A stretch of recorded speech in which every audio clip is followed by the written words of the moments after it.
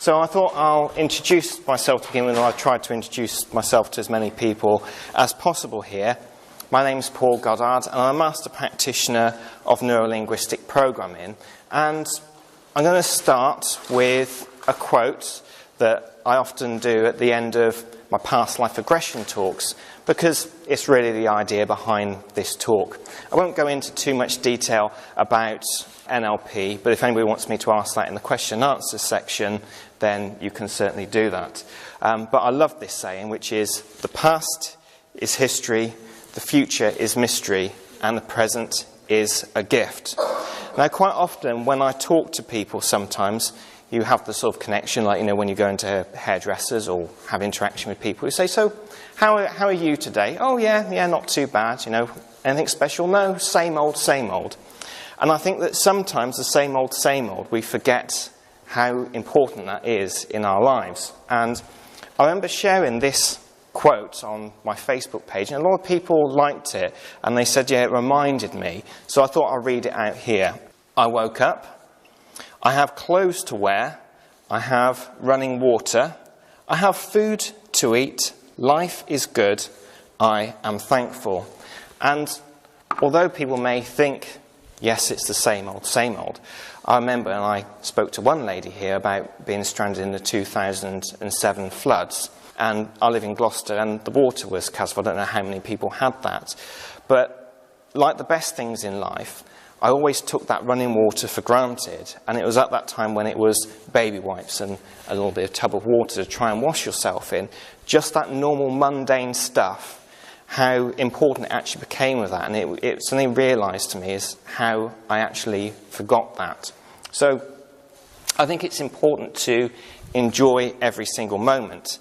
One of the stories I don't usually share that often, but I do talk to people about it if they want to know, is how did I get into neurolinguistic programming? Now, the very first time I was ever introduced to NLP was when I was doing my exams, and I was rather nervous about doing my exams at school, and also as well I had trouble retaining the information for it. So I got some Paul McKenna, it was cassettes in those days, so some Paul McKenna cassettes, and I used them, and it made me feel a lot more confident from just using the tools and techniques that were taught to me. It was a very entry-level NLP techniques that were taught, but they did make a difference. But like with most people, I ended up not doing them after a while, and then slowly I started to go back into the old way of thinking.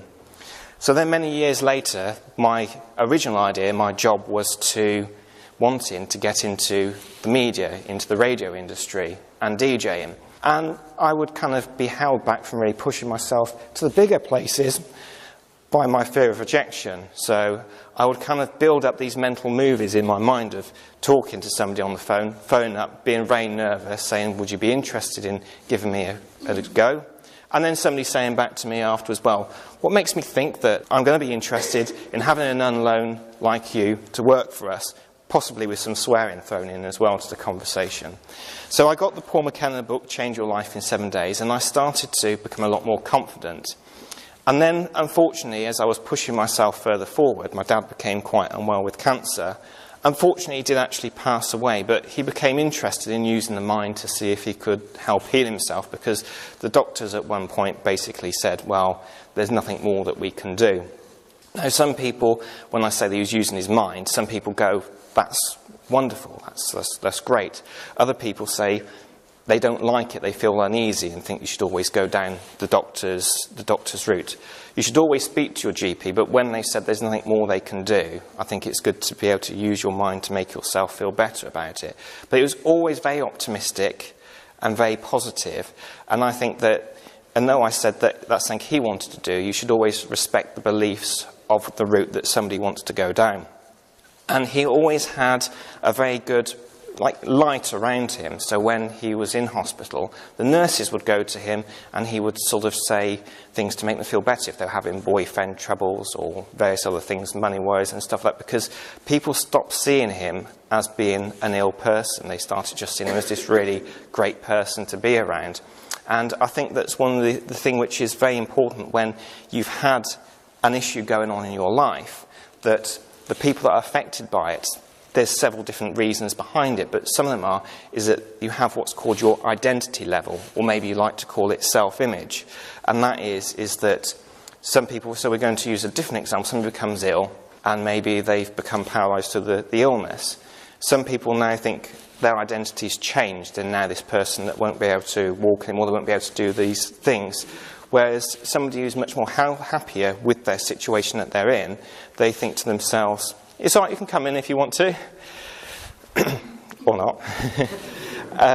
They think to themselves, I'm still me. I've still got my friends around me. I've still got the support of my loving family. Their identity stays the same. It's very healthy. And I also think it's important as well that we really see the beauty within inside yourself. So there's another quote that I like to say here. To be beautiful means to be yourself. You don't need to be accepted by others. You need to accept yourself. And I think that's really important to do. Also as well, when you start to see the beauty within inside yourself, you also then, a good way of getting that connection with people is actually starting to see the beauty in other people. So I'm not always perfect with it, but I like to try and make interactions with somebody. People don't really recognise other people. There has been research done where people have gone into a room and they said, we're going to do some scientific studies. What we've got to do is go through that door.